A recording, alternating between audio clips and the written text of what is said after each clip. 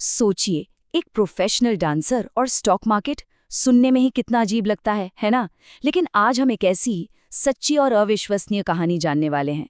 एक डांसर की कहानी जिसने स्टॉक मार्केट में तहलका मचा दिया। तो सबसे बड़ा सवाल यही है कि आखिर ये हुआ कैसे? एक ऐसा इंसान जिसका फाइनेंस से दूर दूर तक कोई लेना देना नहीं था, उसने वॉल स्ट्रीट के बड़े बड़े धुरंधरों को उन्हीं के खेल में कैसे हरा दिया? क्या थी उसकी रणनीति? निकोलस डार्विस ने स्टॉक मार्केट से कमाए पूरे 20 लाख डॉलर। और कमाल की बात यह है कि ये सब उन्होंने किसी की टिप या अंदर की खबर से नहीं किया, बल्कि अपने बनाए हुए एक ठोस सिस्टम और जबरदस्त अनुशासन के दम पर किया। तो चलिए मिलते हैं इस कहानी के हीरो निकोलस डार्विस से। वो एक वर्ल्ड फेमस डांसर थे और जानते हैं वो ट्रेडिंग कैसे करते थे? अपने डांस टूर पर दुनिया घूमते हुए सिर्फ टेलीग्राम के जरिए। उनकी ये यात्रा किसी फिल्मी कहानी से कम नहीं है।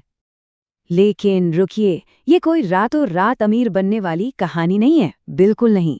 डार्विस की शुरुआत भी महंगी गलतियों से भरी थी, ठीक वैसी ही गलतियां जो अक्सर नए निवेशक करते हैं। पर खास बात ये थी कि उन्होंने अपनी हर गलती को एक सबक बनाया। उनकी सबसे पहली और बड़ी गलतियों में से एक, अपने प्रॉफिट वाले शेयरों को बहुत जल्दी बेच देना। अरे थोड़ा फायदा देखा और निकल गए, होता है ना अक्सर ऐसा। इससे हुआ क्या?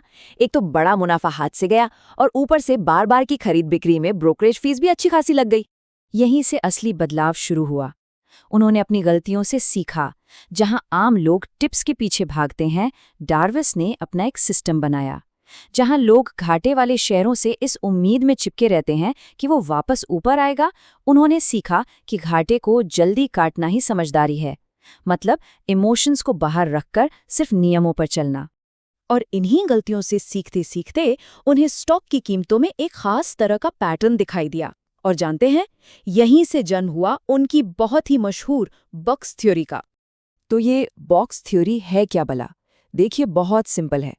डार्विस ने पाया कि कोई भी स्टॉक एक बड़ी मूव लेने से पहले, चाहे ऊपर या नीचे, कुछ समय के लिए एक रेंज में फंसा रहता है, एक दायरे में ऊपर नीचे होता रहता है। बस इसी दायरे को उन्होंने बॉक्स का नाम दे दिया। अब इस बॉक्स की दो दीवारें होती हैं। एक निचली दीवार जिसे कहते हैं सपोर्ट, मतलब वो कीमत जिससे स्टॉक नीचे नहीं जा रहा। और एक ऊपरी दीवार जिसे कहते हैं रेजिस्टेंस, मतलब वो कीमत जिसे स्टॉक तोड़कर ऊपर नहीं जा पा रहा। एक तरह से कह सकते हैं फर्श और छत। तो इस थ्योरी को इस्तेमाल कैसे करना है? इसके 3 सीधे साधे स्टेप्स हैं। पहला, ऐसा स्टॉक ढूंढिए जो एक बॉक्स में ट्रेड कर रहा हो। दूसरा, जैसे ही स्टॉक अपनी छत यानी रेजिस्टेंस को तोड़कर ऊपर निकले, उसे खरीदने का ऑर्डर लगा दो। और सबसे जरूरी तीसरा स्टेप, एक स्टॉप लॉस लगाओ, ताकि अगर स्टॉक वापस बॉक्स के अंदर गिर जाए तो आप छोटे से नुकसान में बाहर निकल जाएं। देखिए, इस सिस्टम की असली खूबसूरती सही स्टॉक ढूंढने में नहीं है, बल्कि रिस्क को मैनेज करने में है। इसके जो नियम है ना, वो एकदम पक्के और इमोशन फ्री हैं। चलिए समझते हैं कैसे। डार्विस के कुछ सुनहरे नियम थे जो पत्थर की लकीर थे। हमेशा चढ़ते हुए मजबूत स्टॉक में पैसा लगाओ, गिरते हुए में नहीं। ट्रेड लेने से पहले ही सोच लो कि अगर गलत पड़ा तो कहाँ निकलूंगा, यानी स्टॉप लॉस पहले से तय करो। जब स्टॉक ऊपर जाए तो मुनाफे को बचाने के लिए ट्रेलिंग स्टॉप का इस्तेमाल करो और सिर्फ उन्हीं शेयरों में ट्रेड करो जिनमें बाजार की दिलचस्पी हो, जो हॉट स्टॉक्स हों। और असल में यही इस पूरे सिस्टम का निचोड़ है। स्टॉप लॉस और ट्रेलिंग स्टॉप, ये आपके सबसे जरूरी हथियार हैं। ये इमोशंस को आपके फैसलों पर हावी नहीं होने देते और सबसे जरूरी, आपकी मेहनत की कमाई को बचाते हैं। अब एक बहुत ही जरूरी बात, जो शायद सबसे मुश्किल भी है।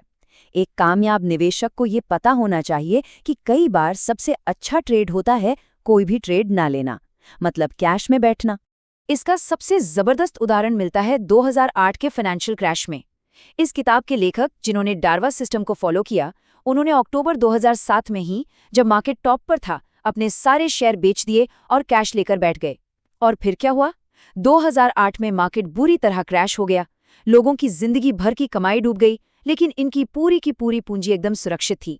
सिद्धांत बहुत सरल लेकिन बहुत गहरा है। जब बाजार में तेजी हो तो डटकर खेलो, आक्रामक बनो, लेकिन जैसे ही मंदी के संकेत मिले, अपना मुनाफा जेब में रखो और कैश लेकर साइड हो जाओ। यही वो चीज़ है जो लंबे समय तक टिकने वाले निवेशकों को बाकियों से अलग करती है। तो अब तक हमने सिस्टम की बात की, नियमों की बात की, लेकिन अब आते हैं असली रहस्य पर। देखिए, नियम जानना और उन्हें फॉलो करना दो बिल्कुल अलग-अलग बातें हैं। ये पूरा सिस्टम असल में निवेशक के दो सबसे बड़े दुश्मनों को काबू में करने के लिए बनाया गया है। पहला है इमोशंस, यानी डर और लालच, और दूसरा है ईगो, यानी मैं गलत नहीं हो सकता वाली सोच। और एक बात गांठ बांध लीजिए, स्टॉप लॉस का नियम ये कोई मामूली नियम नहीं है। ये आपकी इंश्योरेंस पॉलिसी है। ये वो सेफ्टी नेट है जो आपको तबाह होने से बचाता है जब कुछ बहुत ही ज्यादा गलत हो जाए। इसे कभी भी नजरअंदाज नहीं करना चाहिए। तो कुल मिलाकर बात यह है, सिस्टम आपको सारे नियम बता देगा, क्या खरीदना है, कब बेचना है, नुकसान कहाँ काटना है। लेकिन इन नियमों को फॉलो करने का अनुशासन वो कहाँ से आएगा? यही वो सवाल है जिसका जवाब हर निवेशक को अपने अंदर ही खोजना पड़ता है।